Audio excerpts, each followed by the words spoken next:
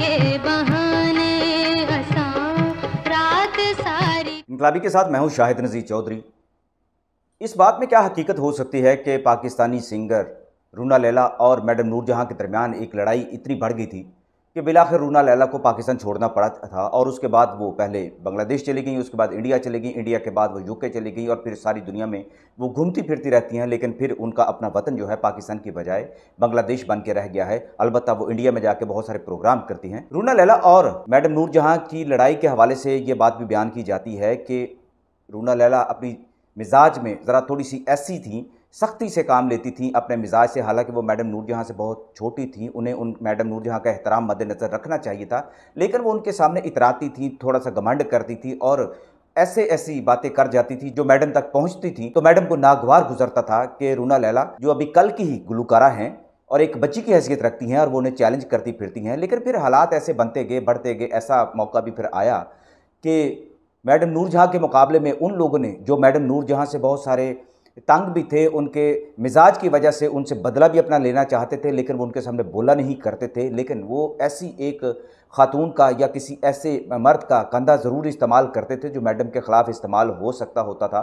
तो ऐसे ही मौका पर उन्हें रूना लैला का भी एक कंधा मिला और उन्होंने रूना लैला को इतना बढ़ा चढ़ा कर पेश कर दिया कि रूना लैला जो है मैडम को चैलेंज करने पर उतर आई थी। और ख़ास तौर पर उस दौर में दो ऐसे मौसीकार थे बड़े जो ख़ास तौर पर मैडम नूरजहां के होते हुए भी जिन्होंने रूना लैला को बहुत ज़्यादा पसंद किया, उनकी आवाज़ को तरजीह देने लग पड़े थे। एक बात और है कि मार्केट बहुत बड़ी होती है तो चैलेंज किए बगैर भी आप दूसरे लोगों से काम ले सकते हैं। लेकिन अगर बड़े एक जिसका मुकाम है, जिस सिंगर का जिसका एहतराम है, जो एक उस्ताद का दर्जा रखते हैं, उसको चैलेंज साथ साथ किया जाए कि हम देख लेंगे, हम उनसे बड़ी एक सिंगर एक मार्केट में ला रहे हैं, तो इस तरह की बातें ज़ाहिर है एक माहौल को ख़राब करती हैं। ये मैडम तक भी बातें पहुंचा करती थी। आज मैं आपको बताऊंगा कि वो गाना बिलाखिर कौन सा आखिरी गाना था जो मैडम नूरजहां की बजाय रूना लैला से गवाया गया। तो मैडम नूरजहां को इस पर बहुत ज़्यादा गुस्सा भी चढ़ा था, वो नाराज़ भी हुई थी क्योंकि वो गाना बाद में पाकिस्तान का पॉपुलर गाना बन गया था।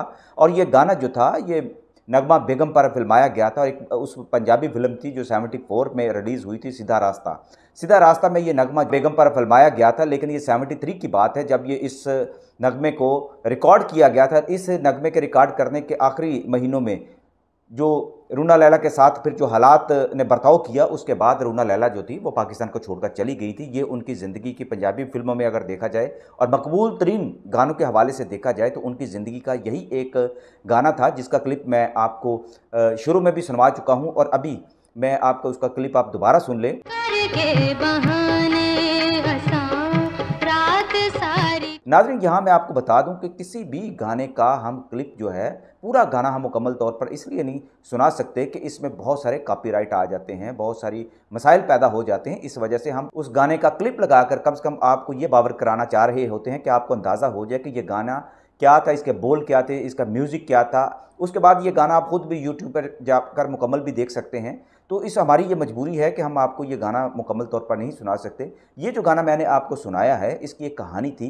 ये सीधा रास्ता का एक गाना था। इस फिल्म से और भी 2-3 बड़े अहम वाक़यात ने जन्म लिया था जो मैं आपको अलग से एक वीडियो में मैं बताऊँगा और वो पाकिस्तान की तारीख़ का एक हिस्सा बन गए थे। लेकिन यही इसी फिल्म का ये जो मकबूल तरीन गाना है, ये नगमा बेगम की ज़िंदगी का भी यादगार गाना बन गया था। लेकिन रूना लैला और मैडम नूरजहां के दरमियान ये गाना वजह तनाज़ा भी बन गया था, लड़ाई का बाइस भी बन गया था इस फिल्म में। और सारे गाने जो थे मैडम नूरजहां ने गाए थे वो भी यादगार गाने थे। लेकिन ये एक ऐसा गाना था जो इसके म्यूज़िक डायरेक्टर ने ख़ास तौर पर रूना लैला से गवाया था।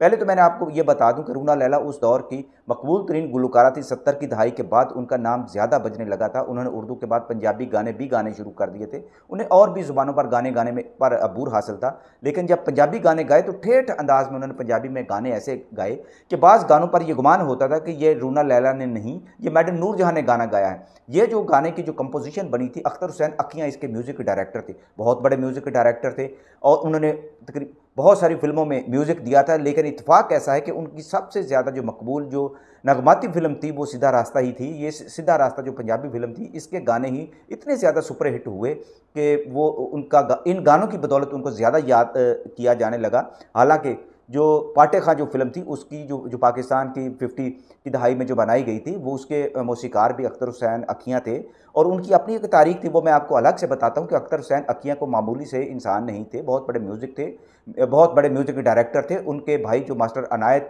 हुसैन जो थे वो खुद म्यूज़िक डायरेक्टर थे। उनके जो भांजे थे मौसीकार एम अशरफ जो थे वो उनके भांजे थे। इसके अलावा उनके और भी हवाले थे जो मैं बताता चलूँ। बात जो अधूरी रह जाएगी, पहले मैं आपको यही बता दूं कि अख्तर हुसैन अखियाँ जो थे उनकी बेगम जो थी कौसर परवीन पाकिस्तान की 50 की दहाई के बाद बहुत बड़ी एक गुलकारा के तौर पर आई थी। ये वो अरसा था जिस दौर में ज़ुबैदा खानम और मलका तरन्नुम नूरजहां के दरमियान भी एक मुकाबले की फ़ज़ा थी। लेकिन जब कौसर परवीन इस मैदान में उतरी तो उनके गानों से पहले तो ज़ुबैदा बेगम का जो चिराग बुझा और उसके बाद मैडम की जो हुक्मरानी थी उसको भी एक चैलेंज हुआ। और उस दौर में ज़ाहिर है कि जब ऐसी फ़ज़ा एक कायम हुई थी तो उस दौर में मैडम की मुसाबकत करने वाली, मैडम का मुकाबला करने में जो कौसर परवीन का नाम लिया जाने लगा था। और कौसर परवीन ने जो शादी की थी वो अख्तर हुसैन अखियाँ से की थी। कौसर परवीन के वालिद जो थे वो पाकिस्तान की पहली जो फिल्म थी तेरी याद, जिसमें आशिया भोसले ने काम किया था, दिलीप कुमार के भाई नासर ने काम किया था, तो ये वो फिल्म थी जिसमें आशा भोसले जो थी, आशा भोसले के नाम, या गुलकारा आशा भोसले नहीं है, ये आशा भोसले जो थी पाकिस्तान की एक इब्तदाई दौर की अदाकारा थी जिन्होंने इंडिया में बहुत सारी फिल्मों में काम किया था। ये कौसर परवीन की बड़ी बहन थी और इनके वालिद जो थे वो नात के नाम से, मास्टर नात के नाम से मशहूर थे। उन्होंने ही इस फिल्म तेरी याद की मौसीकी दी थी। इसके अलावा और बहुत सारी फिल्मों की भी उन्होंने मौसीकी दी हुई थी, उनका बड़ा नाम था। तो ये एक हवाला था, अख्तर हुसैन अखियाँ के नाम से मंसूब था। भाई एक बहुत बड़ा ख़ानदान था, बड़ी बैकग्राउंड थी, लिहाजा वो खुद भी किसी के सामने झुकना नहीं जानते थे, अपने फ़न में यकता थे। बड़े बड़े उन्होंने जो क्लासिकल मौसीकी, उन्होंने बहुत ज़्यादा खूबसूरत गाने जो थे तख्लीक किए थे। लेकिन पॉपुलर होना किसी गाने का ये अलग से एक सब्जेक्ट है। हर गाना जो है, चाहे वो अपने फ़न के एतबार से या गायकी के एतबार से जितना भी जो है वो रिच हो जाए, बड़ा अहम गाना बन जाए और उसकी मौसीकी के हवाले से, और उसमें एक फ़न नज़र आए, लेकिन आवाम के अंदर जो मकबूलियत होती है वो अवामी गानों को ही होती है ज़्यादातर, या गज़लों को होती है। तो अख्तर हुसैन अखियाँ के जो ज़्यादातर जो गाने मकबूल हुए वो सीधा रास्ता का जो फिल्म के अंदर रूना लैला पर जो ख़ास तौर पर फिल्माया गया, ये जो गाना जिसके मैंने आपको नगमा बेगम पर जो फिल्माया गया वो सुनाया है। इसके अलावा मैडम नूरजहां के जो गाने थे इसी फिल्म के, वो बहुत ज़्यादा मकबूल हुए थे। अब मैं आपको बताऊं कि जब अख्तर हुसैन अखियाँ ने इस गाने की कंपोजिशन बनाई तो इसके अंदर वो चाहते थे, मैडम से एक ऐसी आवाज़ चाहते थे जिसके अंदर उनकी आवाज़ का खुलापन उन्हें मिल सके और वो गाने के जो जितने अंदाज़ और जितने सॉफ्ट अंदाज़ में उसके गाने के अंदर जो रचाव था वो पैदा कर सकें। तो ये अख्तर हुसैन अखियाँ को ये हो गया, एहसास हो गया कि ये गाना जो है ये मैडम नहीं गा सकेंगी। मैडम तक ये बात पहुँची तो मैडम ने कहा कि ये गाना तो मैं खुद गाऊँगी। मैडम ने ये गाना गाया, लेकिन बाद इत्तेफाक कैसा हुआ कि बाद में अख्तर हुसैन अखियाँ ने ये जो है बहुत ज़्यादा ख़तरा जो था मोल ले लिया और उन्होंने अपने डायरेक्टर से भी और फिल्मसाज से भी ये बात की कि क्या ऐसा नहीं कर सकते हम कि रूना लैला से भी हम यही गाना जो है दोबारा गवा सकें। पहले उन्होंने भी कहा कि ये तो बहुत बड़े ख़तरे की बात है कि आपने मैडम से ये गाना गवाया है, उसके बाद आप ये कहते हैं कि जी रूना लैला से भी ये गाना गवाया जाए, तो ये तो बहुत ख़तरनाक बात हो जाएगी। तो चूँकि मैडम की भी मार्केट बहुत बड़ी है, रूना लैला की भी मार्केट बहुत बड़ी है और इसके अलावा हम बहुत सारे फसादात का शिकार हो सकते हैं। लेकिन अख्तर हुसैन अखियाँ के जहन के अंदर कुछ और ही चल रहा था। उन्होंने कहा कि मुझे एक दफ़ा जो है रूना लैला की आवाज़ में भी ये गाना रिकॉर्ड करने दें, ये कोई नई बात नहीं है। उन्होंने एक बड़े हवाले दिए कि तारीख़ में आप देख सकते हैं कि बहुत सारे ऐसे गाने जो थे, मोहम्मद रफ़ी साहब की जगह किशोर कुमार, जो मोहम्मद रफ़ी साहब ने गाने थे बाद में किशोर कुमार साहब ने गाए, जो किशोर कुमार साहब ने रिकॉर्ड कराए थे वो रफ़ी साहब ने गवाए। उस मुकेश साहब ने जो गाने थे किसी फिल्म के या गा चुके थे, लेकिन उसके बाद मौसीकार को अच्छा लगा तो उसने जो है मोहम्मद रफ़ी साहब की आवाज़ में गाने गवा लिए। तल्ला साहब की आवाज़ की बजाय उन्होंने या सहगल साहब की आवाज़ में गाने गवाए। उन्होंने बेशुमार ऐसी मिसालें दी जिसके बाद उन्होंने मुतमिन करके रूना लैला से ये गाना जो है गवाया, जो नगमा बेगम पर यह फिल्माया गया था, सीधा रास्ता का।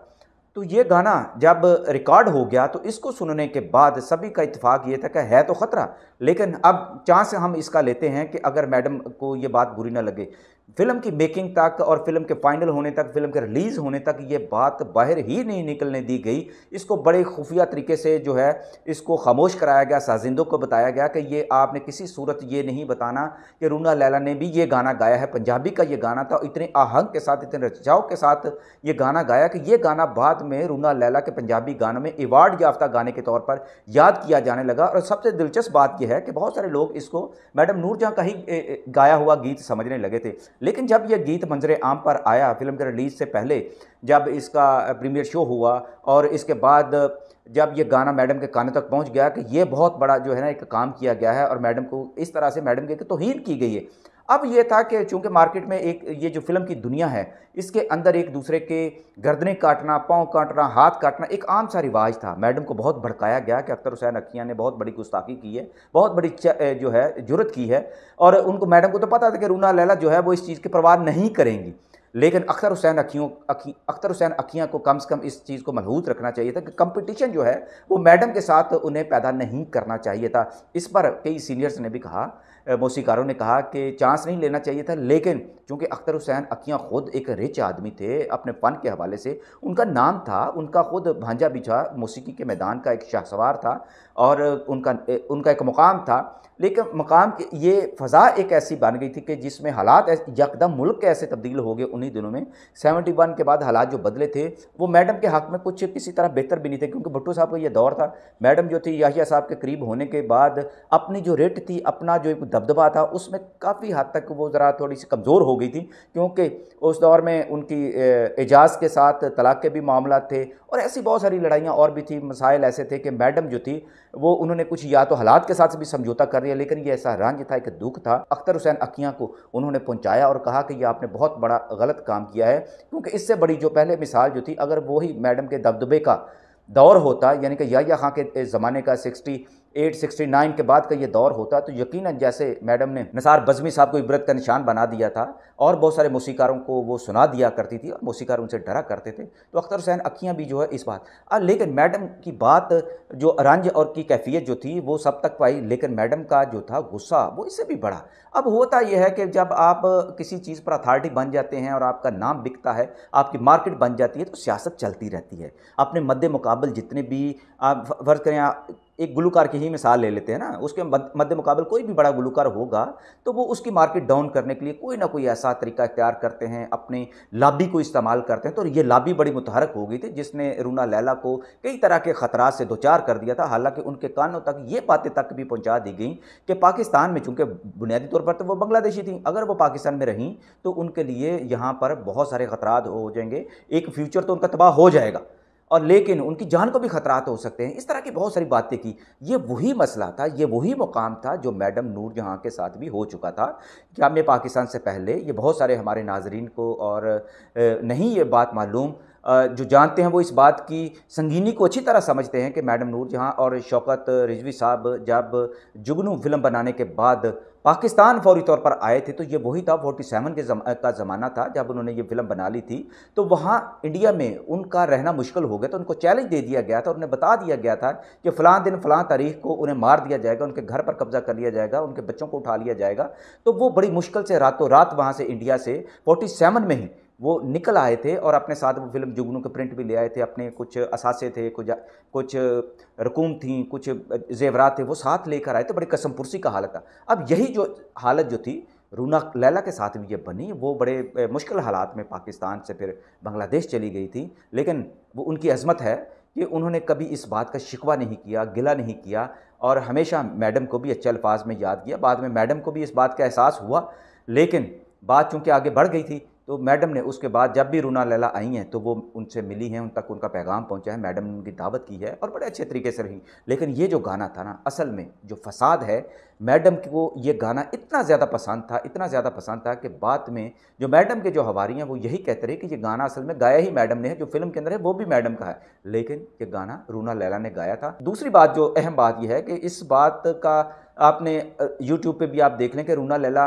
आमतौर पर जब स्टेज पर कहीं भी गाना गाती हैं तो आमतौर पर ये गाना गाती हुई नज़र नहीं आती, लेकिन उनके बाद में जितनी कैसेट्स बने, रिकॉर्ड बने, उनमें ये गाना जो था एक अवार्ड याफ्ता गाने के तौर पर नुमायाँ हुआ। लेकिन इस गाने से जो एक तारीख़ अफसोसनाक मुंसलिक थी, वो मेरा फ़र्ज़ था मैंने आप तक पहुँचाई। मेरा मकसद किसी की दिल आज़ारी करना नहीं है, एक तारीख़ पहुंचाना है। हम बहुत सारी झूठी तारीख़ के जो है मद्दाह हो चुके हैं और हक़ाइक़ हमें मालूम नहीं कि हमारी फ़िल्मों की तारीख़ कैसी है, हमारी फ़िल्मों में जो हमारी फ़िल्मों के जो गुलकार थे, अदाकार थे, बुनियादी तौर पर उनका करैक्टर क्या था। ये छोटे-छोटे वाक़यात जब सुनाता हूँ तो किसी की शख्सियत और उसके किरदार को समझने का हमें मौका मिलता है। फिर ही हमारे दिल में किसी की शख्सियत का एहतराम होता है। बतौर गुलकार थे वो बहुत बड़े थे, लेकिन बतौर इंसान जो ख़ामियाँ हर इंसान में होती हैं वैसी उनके अंदर भी थी। और यही वाक़या, और ये एक ऐसा वाक़या है जिसने एक बहुत अजीम गुलकारा को पाकिस्तान छोड़ने पर मजबूर कर दिया था। तो इसलिए इस बात को भी नज़रअंदाज नहीं किया जा सकता और ऐसे वाक़यात अभी भी बहुत सारे होते रहते हैं। अभी भी लोग पाकिस्तान से बेज़ार करके बहुत सारे फ़नकारों को यहाँ से भगाने की कोशिश की जाती है। तो ये ऐसा जो ट्रेंड है इसको ख़त्म होना चाहिए। अगर मुल्क में फ़न को तरक्की देनी है तो दूसरों के फ़न की भी, अपने मद्दे मुकाबिल जो है उनके फ़न की भी कदर करनी चाहिए, ताकि आपको भी आपकी बुज़ुर्गी का एहतराम मिले।